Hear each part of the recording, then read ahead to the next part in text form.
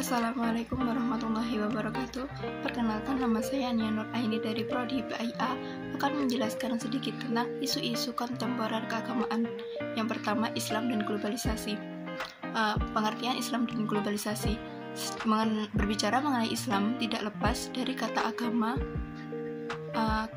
yaitu agama Islam adalah salah satu agama samawi yang diturunkan melalui wahyu. Menurut bahasa, agama adalah ajaran atau sistem yang mengatur tata keimanan dan keperibadatan kepada Tuhan serta tata kaidah yang berhubungan dengan pergaulan manusia dan lingkungan.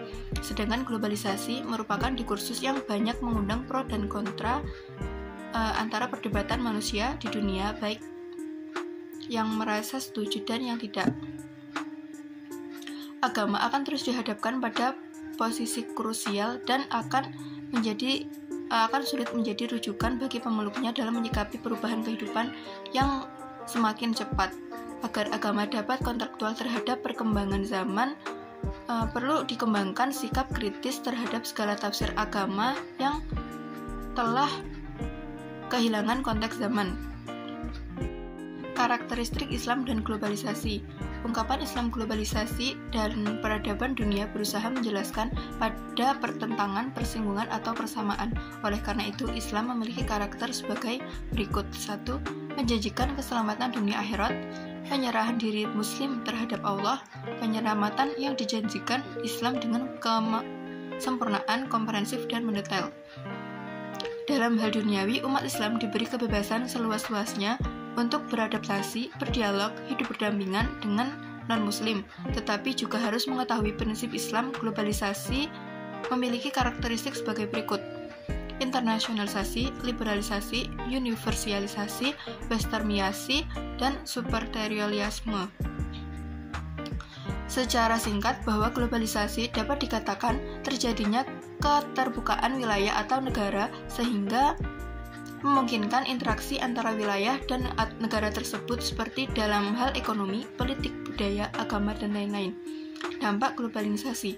Ada beberapa permasalahan yang muncul akibat pertumbuhan zaman saat ini atau globalisasi, yaitu rasa cepat puas dengan keadaan yang sudah atau kemapanan dalam dunia pendidikan yang sering terjadi pada sistem pendidikan yang bergerak lambat. Yang kedua, lebih mengutamakan ilmu pengetahuan dan teknologi daripada sisi lain, yaitu ilmu iman dan takwa, atau sebaliknya. Perubahan orientasi, adanya pembedaan iptek dan imtek dalam sistem pendidikan di era globalisasi ini dapat membawa kepada perubahan orientasi pendidikan. Krisis moral dan kepribadian. Perubahan orientasi menyebabkan hilangnya kepribadian dan krisis moral. Bagaimana terjadi hal ini apabila pendidikan mengantarkan moral dan kepribadian dalam pola mengajar yang dilakukan. Eksistensi Islam di era globalisasi, yaitu dengan cara berpegangan teguh kepada tauhid, keadilan, dan dapat bertanggung jawab dengan apa yang dilakukan. Tantangan umat Islam di era globalisasi, yaitu tantangan peradaban, tantangan sains teknologi, dan tantangan sosioekonomis.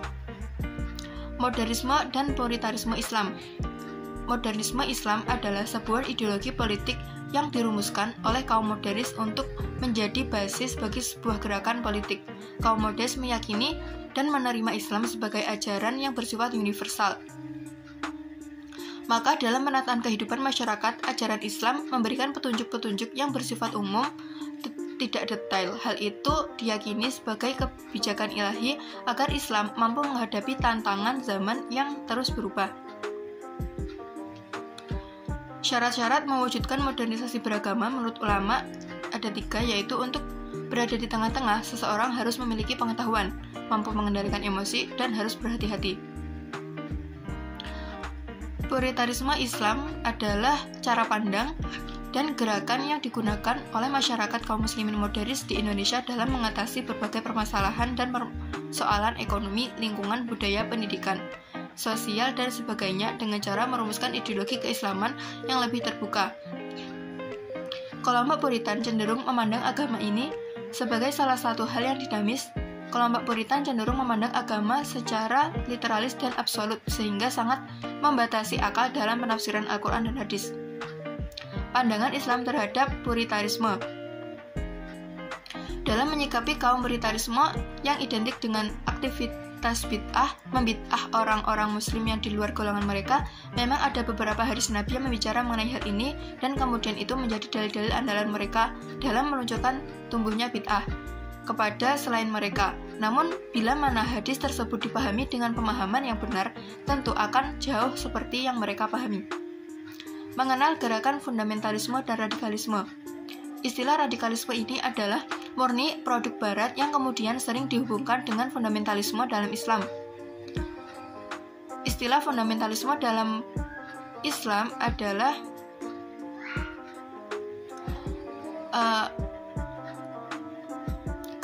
menghasilkan atau meneguhkan kembali atas kebenaran kepercayaan sebagaimana yang ada dalam kitab suci.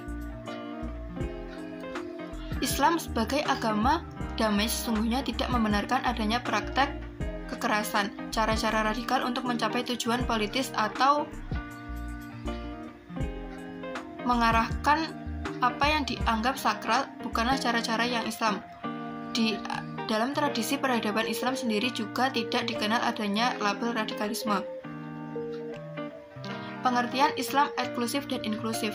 Secara harfiah, eksklusif dan inklusif berasal dari bahasa Inggris yang berarti sendirian, tidak dengan disertai orang lain, terpisah dari yang lain, berdiri sendiri, semata-mata tidak ada sangkut pautnya dengan yang lain. Eksklusif dan inklusif yang masing-masing memiliki makna termasuk di dalamnya dan tidak termasuk di dalamnya. Secara umum, eksklusif adalah sikap yang memandang bahwa keyakinan, pandangan, pemikiran, dan diri sendiri Islamlah yang paling benar, sementara keyakinan, pandangan, pikiran, dan prinsip yang dianut agama lain salah, sesat, dan harus dijauhi. Kelompok Islam eksklusif bersifat tertutup, kaku, jumud, dan tidak terbuka dengan perkembangan mutaakhir.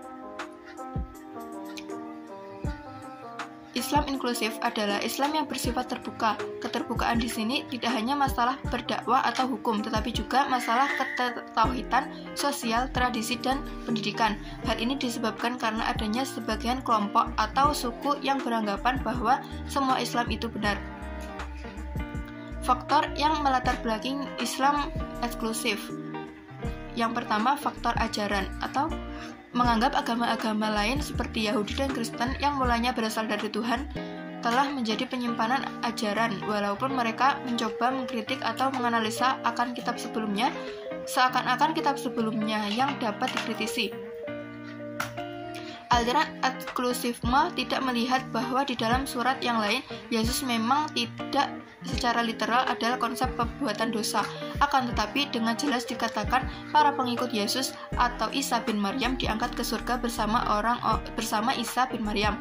Terdapat dalam surat Al-Imran ayat 55. Bismillahirrahmanirrahim. Qala Allahu ya Isa inni mutawaffika wa rafi'uka ilayya mutahhiruka minal ladina kafaru wa ja'ilul ladina tabauka faqal ladina kafaru ila yaumil qiyamah tsumma ilayya marji'ukum fahkum bainakum fima kuntum fihi takhtalifun. Artinya, ingatlah ketika Allah berfirman, "Hai Isa, sesungguhnya aku akan menyampaikan kamu kepada akhir ajalmu dan mengangkat kamu kepadaku serta membersihkan kamu dari orang-orang yang kafir dan menjadikan orang-orang yang mengikutimu di atas orang-orang yang kafir sehingga hari kiamat. Kemudian hanya kepada akulah kembalimu, lalu aku memutuskan di antaramu tentang hal-hal yang selalu kamu berselisih kepadanya." Yang kedua, pemahaman bahwa Islam sebagai agama yang dibawa oleh Nabi Muhammad dan bukan Islam yang pengertian misi kepatuhan faktor yang terjadi latar belakang timbulnya paham inklusif. Asal mula perkembangan istilah Islam inklusif karena tidak dikenal dalam tradisi keilmuan Islam. Istilah teologi inklusif sekarang diterjemahkan ke dalam bahasa Arab menjadi Allahut al-Munfatih.